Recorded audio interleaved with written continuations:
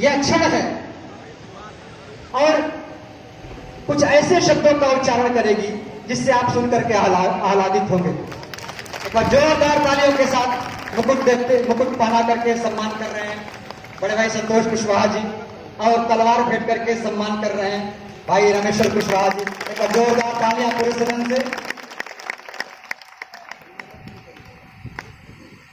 हमारे जिसके निमंत्रण में मैं यहाँ उपस्थित हूँ, पूर्व विधायक उमाशंकर कुशवाहा जी, और बहुत ही मैं सबका नाम ले नहीं सकूँगा, लेकिन ये संपर्क सूत्र जो है डॉक्टर रविंद्र मौर्य जी, क्योंकि पहले भी गाजीपुर में 2 महीने पहले शायद आया था, तो उसी के संबंध से फिर ये अवसर मुझे मिला।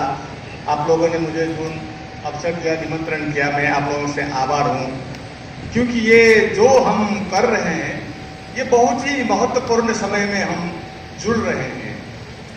मैं ज़्यादा समय नहीं लूँगा 2-3 विषय में, क्योंकि इसके भूमिका में बहुत ही विषय वस्तु में कुछ विषय आ ही चुका है। मैं सिर्फ 2-3 शब्द में आपके 2-3 विषय में छोटा प्रेजेंटेशन करूँगा। आज जो है हमारा जो आज का जो नेपाल और भारत के संदर्भ में भगवान बुद्ध को आगे रखकर जो बात कर रहे हैं, नेपाल और भारत में जो अभी जो संविधान चल रहा है, गणतांत्रिक लोकतांत्रिक, वो शायद 1950s के उसमें करीब 75 वर्ष बीत गए। इसी से सीखकर आप लोगों ने शायद, आप लोगों को याद होगा, नेपाल में बहुत बड़ा परिवर्तन हुआ। जो 1000 वर्ष में होने वाला परिवर्तन हमारे ये 15-20 वर्ष में हुआ, तो हमको भी नया संविधान लिखना पड़ा। तो वो संविधान लिखने के लिए हमका सबसे नजदीक और बहुत गंभीरता से भारत का संविधान का अध्ययन किया, और उसी से सीखकर एक समय से उसी से सीखकर अभी जो नेपाल का संविधान बना। पहले का जो नेपाल का राज्य व्यवस्था शासन था, वो एक राजतंत्र था।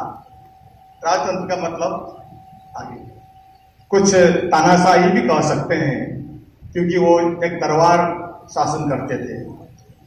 तो फिर लोकतंत्र नहीं था, तो हम लोगों ने ये जो परिवर्तन हुआ, वहां के लोगों ने जो मांग किया और उसको गणतंत्र में बदल दिया। सो हमारे पास अभी राजतंत्र नहीं है, अब गणतंत्र है।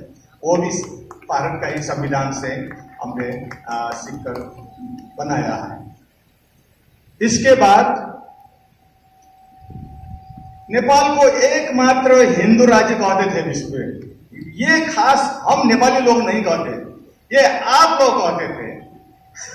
भारत के जो हिंदूवादी जो एक भावना है, वो जो है भारत में तो हिंदू राष्ट्र नहीं हो सका, तो वो लोग चाहते थे कि नेपाल, तो खास राजतंत्र और यहाँ के जो हिंदूवादी थे, उन लोगों के जो शक्ति का साक्षात्कार से नेपाल को हिंदू राज्य। यथार्थ में नेपाल में जो है, नेपाल के जो लोग हैं वो बहुसंख्यक हिंदू नहीं है। वहां 37% जनजाति है, 14% दलित है, और जो ओबीसी कहते हैं यहाँ, वो करीब करीब हमारे वहां 12% है। और वो क्षत्रिय कहते थे पहले, वो खस कहते हैं, वो 70% है। लेकिन अब वो लोगों ने भी अपना सब इतिहास अध्ययन किया, और वो लोग भी कहते हैं हम हिंदू नहीं है, हम क्षेत्रीय नहीं है, हम खस है, और हमारा इतिहास में हमारा धर्म बुद्ध धर्म रहा है। तो इस तरह जो आप सभी को इकट्ठा करेंगे, तो करीब 85% नेपाली लोग हिंदू नहीं है। लेकिन भारत में जो है ये गलत धारणा रहा कि नेपाल एकमात्र हिंदू राष्ट्र, ये नहीं था। अब जो है वो राज्य शासन का जो सत्ता में थे वो चला गया, अब वहां खुला है, गणतंत्र है, धर्मनिरपेक्ष है, और संघीयता भी है। वो एक तांत्रिक शासन नहीं है। अभी नेपाल में अभी सब 7 प्रांत बना हुआ है। और आप लोग यहाँ जो संविधान में डॉक्टर बाबा आम्बेडकर ने जो सामाजिक न्याय के लिए ये जो आरक्षण का जो विषय वस्तु था वहां भी वो समस्या है, लेकिन हम लोगों ने उसको थोड़ा सा आगे गया। हम आरक्षण कहने, आरक्षण का शब्द जो है मुझे लगा वो कॉम्पेंसेशन, जो पहले जो उसका जो है प्रायश्चित की तरह रिवार्ड देने का, लेकिन हम लोगों ने उसको सैद्धांतिक आधार दिया, उसको समावेशी कहा।